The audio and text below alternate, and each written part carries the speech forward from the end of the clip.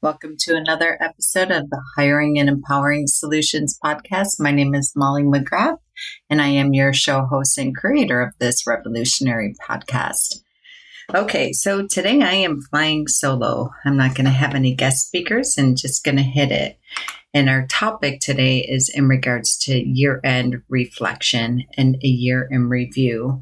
We're sitting here with about a week left of the 2019, and many of you are taking time off, which congratulations on that. That is absolutely one victory for this year.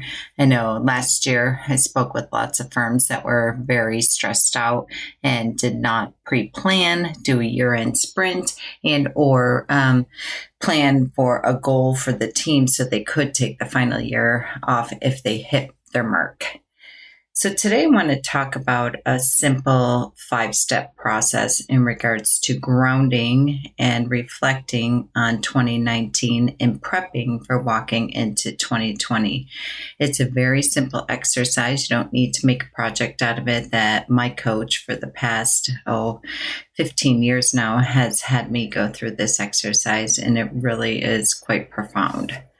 So take a few moments and get yourself in a quiet spot so you're not distracted and or trying to check the box with this one, and just plow through it so you can say that you completed it.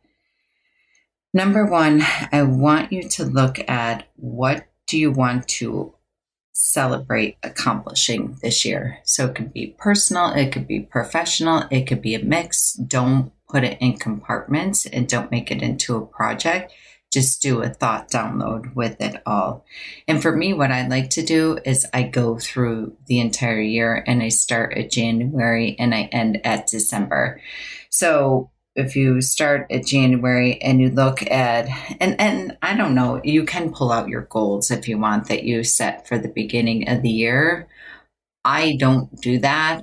For me, I just want to do a year in review. I want to do a reflection of what I accomplished for this exercise. Because hopefully when you did set your goals or resolution, whatever terminology resonates with you, you've had them front and center during your weekly self-management meeting, during your time of preparation for the week where you are looking at your goals. You have shared them with your team. You have shared them with others. So they've been very, very front and center for you, and they possibly have moved and pivoted somewhat and evolved, and maybe some of them fell off because they didn't make sense any longer for you. So you want to put down what you want to celebrate accomplishing and go through the entire year, a month at a time. What's really fascinating about this is by the time I got to mid-year and then even at the end of the year, and I sat with it for a few minutes after, there were things that I had forgotten about in January that popped up by the time that I got to, say, December. So write down each month and what you would like to accomplish, and even accomplish trying. Sometimes you may have tried something in January and it failed miserably. We launched a new program in January, really did not have the marketing initiatives or the right marketing initiatives, I should say, to back it. And it kind of fell flat. But a fascinating thing, mid-November, we repicked it up, and everything that we had in place for that made a relaunch, if you will, with a 2mm shift of a rebranding. So much easier and 1,000 times more successful. So all that preparation that we put into place, even though I guess I could have looked at it as a failure in February or March, by the time November came and it resurrected, it was so easy to launch, number one, and to get going because of all that groundwork that we did in the beginning when the timing wasn't right. It may be the marketing agency that we were using wasn't right, but by the time it rebirthed itself, if you will, in November, it truly took about 2 hours worth of time to dust it off and to bring it back out and to make a few shifts and then launch. So that is an absolute celebration for me. We're not looking at any any failures at all. It's not about a right, wrong, just what you want to celebrate accomplishing. Then number 2, look at what do you want to release that no longer serves you. What do you want to let go of? So this can be in the form of relationships. It can be in the form of time. It can be in the form of revenue streams, i.e. money. Don't, again, overthink it. Don't put it in a box. Just do a thought download on that and what you want to release. Again, for me, I went back through the entire year. I started January, ended in December, and looked at the things that maybe stopped me and or that I did let go of, but I made them so much harder than I needed to. I was white knuckling them. I was holding on to, I was trying to force, I was trying to control whatever it might be. And look at how maybe I want to release the behavior or the mindset or the way that I approached it. Might be letting go of a team member. We had to let go of a really tricky team member this year. And when I look back in January, what I wanted to release was wanting it more than she wanted to. I was putting more energy and effort into it, trying to coach her, trying to convince her, trying to help her, what have you. So what I'm releasing is that behavior and that mindset and that kind of, if you're familiar with the Enneagram, my 2 on the Enneagram and my caretaker, that was front and center. So really keeping that as I walk into 2020 on the forefront, knowing that I have to pay attention of where I'm caring about others' futures more than they are, because the natural caretaker, the natural coach in me always wants everyone to win, but sometimes people don't want to win.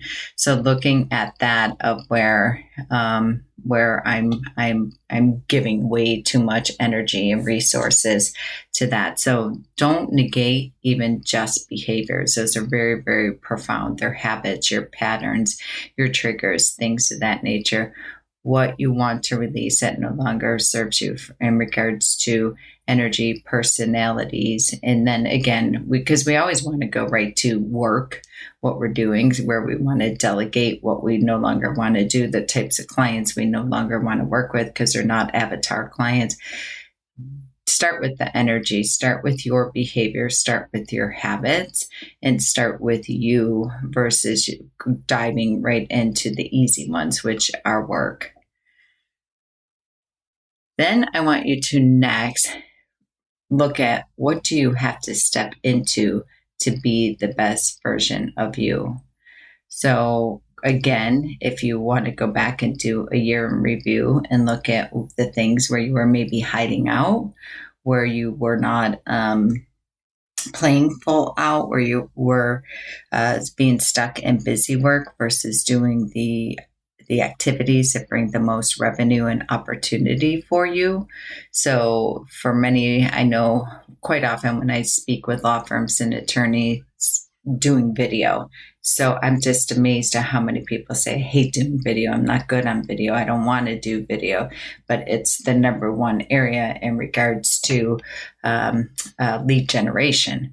It just from an SEO perspective. So what do you have to step into to be the best version of you? It might be being upfront and out front. It might be being a better leader. It might be asking for what you want and having conversations in real time with your team, adult conversations versus you carrying these emotional backpacks around. Might be doing workshops, doing speaking engagements, getting out there and doing relationship building in your community, launching a podcast. I know I've had many, many attorneys call me since I've launched this podcast in May of 2019 and asking me to support them with how to do that. They're scared. They're overwhelmed about how to get it launched and how to get it standardized and systematized. But it's amazing once you get that ball rolling, how easy it is, and you're realizing that you're stepping into your light. So where are you hiding out is another way to ask this question. What do you have to step into? Who do you have to step into to be the best version of you? The next one, number 4, is where are you sitting around waiting for something else or someone else to show up? So where are you using that as an excuse? Where have you been in this year saying that I can't or I couldn't because of X, a person, a situation, whatever it might be? Where are you sitting around waiting for something, whether it's the money to be able to launch that marketing strategy, whether it's a person? Usually those are the resources: time, money, people. Where you're sitting around and waiting for something or someone else to do their part to show up. Money's usually the easiest one. When I talk to people in regards to marketing, it's that I don't have the money. You don't need money. You read any sales and marketing book out there for anyone who started anything, whether it be from their garage or their kitchen table, whatever it might be. They didn't have money. Not one person that created an empire, their definition, whatever your definition of that is, had money to start with. I don't know one success story that includes that. So really look at that. Where and what areas, and then what is it that you're waiting for that other person or something to show up with, and try to kind of categorize it in regards to people, time, or money, or maybe even behaviors. Well, I'm waiting for my key assistant to really show up with that leadership. I know it's in there, but she's not leading. So it might be in that regards too. So people, time, money, and then behaviors. And just really get clear and honest with that one. Now, number 5, I want you to just simply, first thing that comes to your mind, I want you to write the top 3 goals and put them down in quantifiable. So a number or what have you that you would make you absolutely delighted when you're sitting here in December 2020 if you hit. What are your big, crazy, scary goals? So one is going to be in regards to money. One is going to be in regards to relationships. And one is going to be in regards to health. And don't question why we're doing those 3 things on my next podcast that we're going to have next week on where you are being stopped and what's stopping you. I'm going to speak into why those are the top 3 things that are the ticket, if you will, to your dreams. So again, I want you to do it in regards to money. Be specific, write a dollar amount. If you write it down and it comes easy and it doesn't make you want to gulp, then it's not the right number. Double it. It has to be something that scares you, and don't pull your P&L out to see where you're at right now to make sure that it's achievable. Don't overthink it. Just write it down. And then again, relationships, personal, professional, whatever, just download it and write it what you would like to see. I would like to hire a law firm administrator. A year from now, I will have a CEO and a CFO, an entire fractional C-suite team here. Whatever it might be married, or might be divorced, I might be whatever it is that you are looking at. Write the one down that scares you, but you know what it is. You really, really know what it is. It's just buried deep inside. So be as specific as possible with these. We're going to take this to another level next week about where you're being stopped. So please tune into that. I would love for anyone who has the courage to take this exercise today, your year in reflection, your year in review, and send me your notes. And when you send me your notes, I want you to schedule a complimentary 30-minute coaching call with me. And I want to go over these with you and help you to prepare for walking into 2020. If you can't find time on my calendar that works for you, have the courage and send me a personal email at molly@hiringandempowering.com and let me know that you couldn't find a time. And when you have that willingness to show up like that, I will move mountains to make the time for you. Okay, great work. Thank you for listening to today. I look forward to receiving your 5-question exercise. and supporting you and grounding you to help you launch into 2020. Happy holidays.